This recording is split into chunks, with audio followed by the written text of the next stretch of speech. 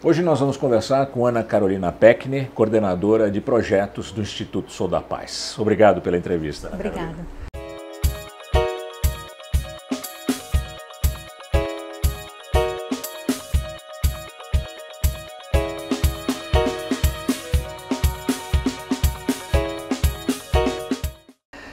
Existem estudos que mostram que os homicídios caíram nos 3 ou 4 primeiros meses no Brasil este ano.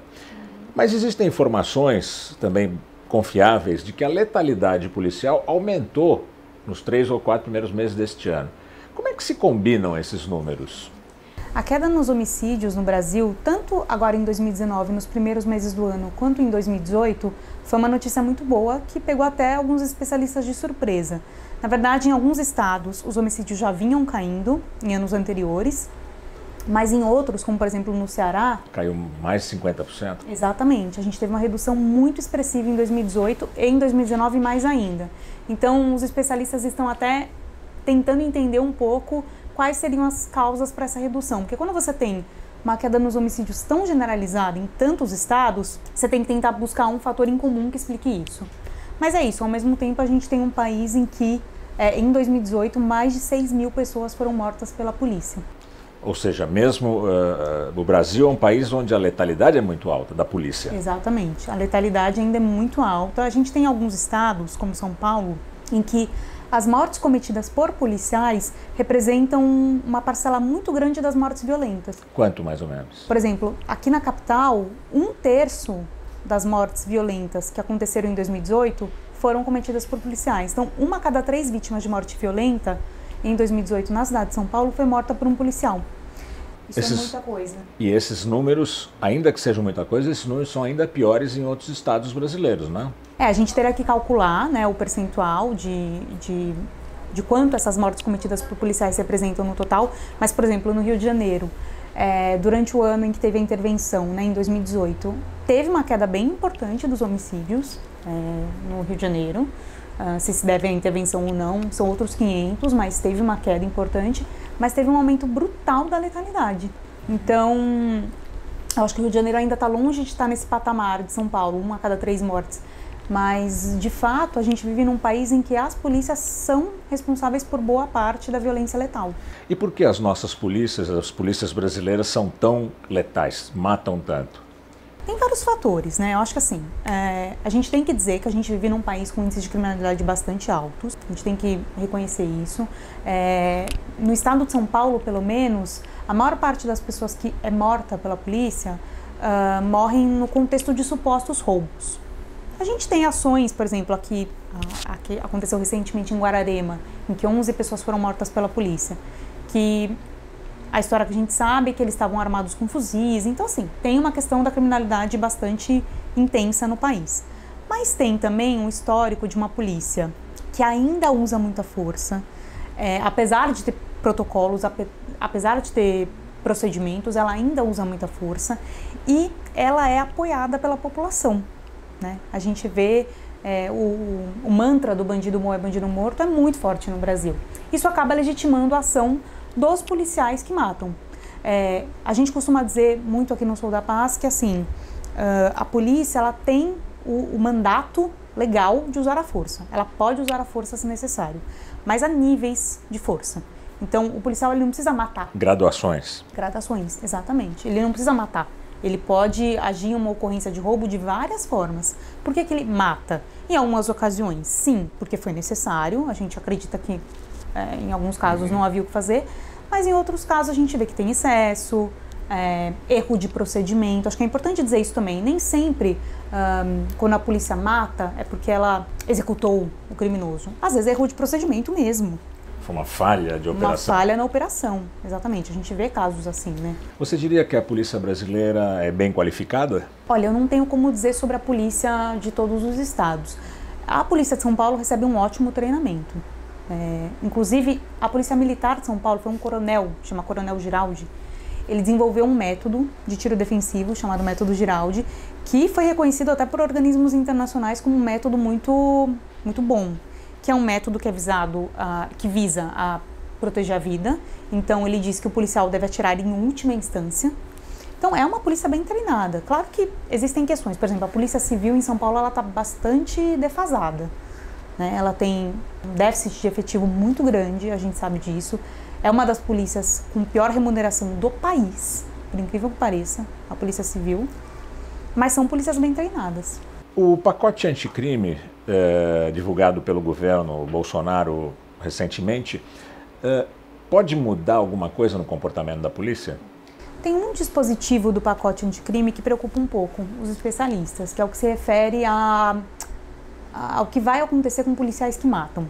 Então, o policial que mata, muitas vezes ele não é processado porque entende-se que ele agiu sob legítima defesa, ele agiu com um excludente de ilicitude. Então, ele... Excludente de ilicitude é dizer que não houve crime. Nada ilícito, não houve crime. Exatamente. Ele matou, mas não foi um crime, porque ele agiu em legítima defesa, ele protegeu alguém, ele evitou a morte de um terceiro ou dele próprio.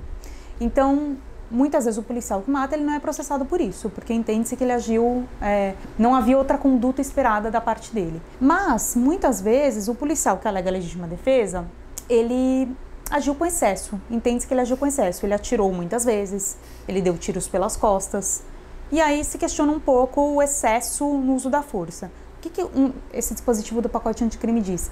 Que mesmo nos casos em que houver excesso, se for provado, se for alegado que o policial agiu sob medo, violenta emoção, ele pode não ser processado. Agora, a questão é...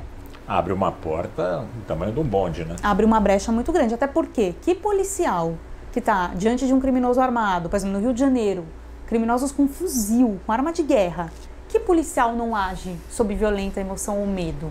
Mas isso abre a porta para policiais que não estão diante de um criminoso com fuzil alegarem que estavam com medo. Não existe aí uma brecha para maus policiais escaparem?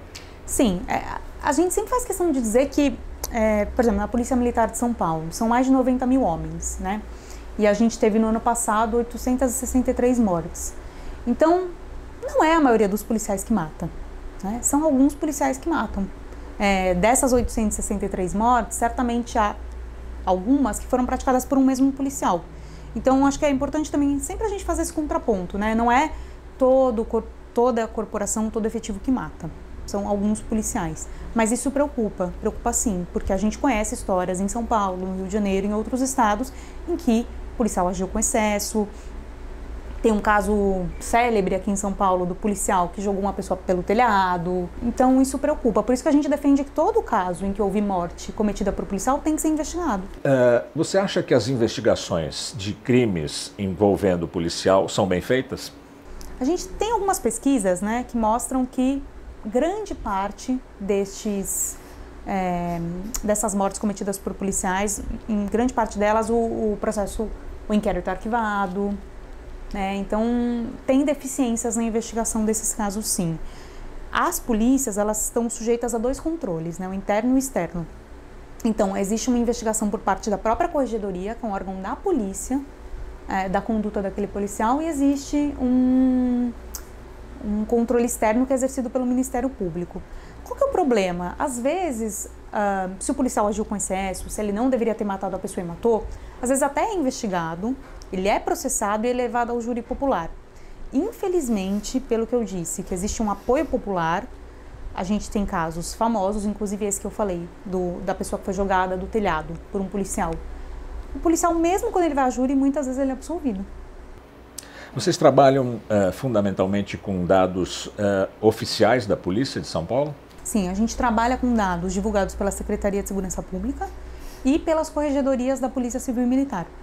Então, a gente olha, no caso das corregedorias, a gente olha para o número de pessoas mortas pela polícia, número de pessoas feridas e os policiais mortos também. A gente sempre faz esse olhar. Muita gente critica a gente. Vocês falam das pessoas que a polícia matou, vocês não falam dos policiais mortos. Não, a gente fala todo o trimestre dos policiais mortos. Dos dois números. Exatamente. Agora, uma polícia tão letal, uma polícia que mata mais de 30% das pessoas são assassinadas, produz bons números estatísticos? A gente acredita que sim. A gente acredita que os dados são confiáveis, até porque, não saberia te dizer de cabeça agora um caso, mas já houve casos famosos que repercutiram de policiais que se envolveram em ocorrências que depois depois de investigadas, concluiu-se que houve excesso, houve uma execução, e que a própria Corregedoria da Polícia Militar apontou que aquele policial agiu de forma errada, né? Então, é uma corregedoria que tem, sim,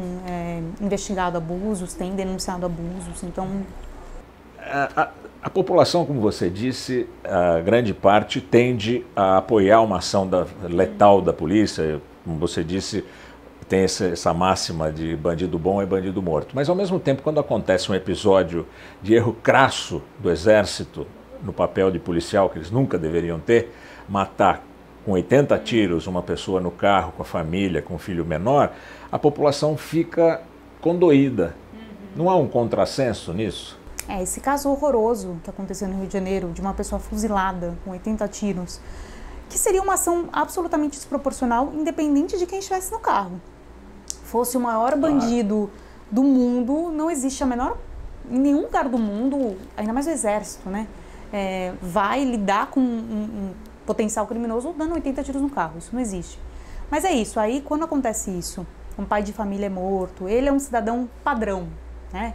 Ele tinha profissão, ele tinha mulher, filhos, aí as pessoas se chocam e ficam indignadas. Mas a verdade é que, há anos, a sociedade como um todo vem defendendo uma ação forte da polícia, um braço duro, o criminoso tem que morrer, é isso mesmo. É esse clima de apoio meio, digamos, meio genérico a uma ação forte da polícia que leva a gente a casos como esse. Que leva a gente a casos como o que aconteceu há alguns anos em Costa Barros, no Rio, quando a polícia disparou mais de 100 vezes contra um carro em que tinham 5 adolescentes. E que também não estavam cometendo crime algum, foi um erro, mais um erro. Então é isso, né? Quando a gente fica apoiando muito essa máxima de que a polícia tem que agir duro, tem que investir pesado contra o crime, erros como esse acabam acontecendo. A omissão do governo, por exemplo, o presidente Bolsonaro não tocou no assunto desse episódio, triste episódio, dos 80 tiros no músico no Rio de Janeiro. O ministro Moro, quando entrevistado, disse que isso é coisa que acontece. Quer dizer, isso é coisa que não deveria acontecer jamais. Esse tipo de postura pode incentivar essa ação errada, desqualificada e violenta da polícia?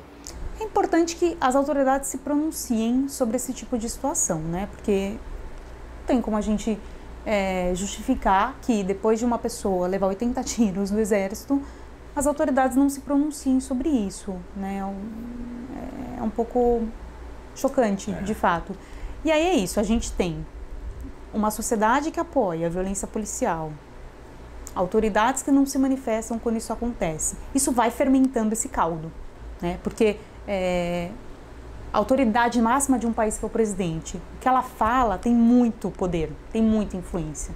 Então, se houvesse uma condenação ao que aconteceu, talvez fizesse as pessoas pensar um pouco.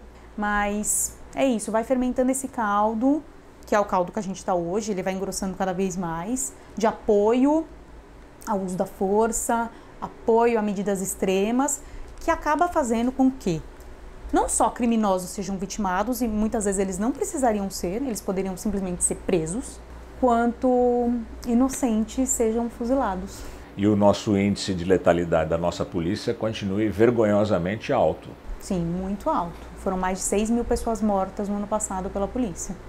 É um dado assombroso, de fato. E assim, a polícia matando, o país prendendo, e os nossos índices de criminalidade não diminuem. Então, precisa repensar um pouco a estratégia. Eu agradeço muito a Ana Carolina Pecny. Muito obrigado. Coordenadora de projetos do Instituto Sou da Paz, pela entrevista. Muito obrigado. Obrigada. Acompanhe, assista e compartilhe o Planeta Azul. Acesse o nosso site. Clique aqui no link que está na descrição do vídeo. É muito fácil você se inscrever. Basta clicar aqui e aqui no sininho para ser avisado de novos vídeos. Curta e compartilhe o Planeta Azul, a sua revista digital independente e polêmica.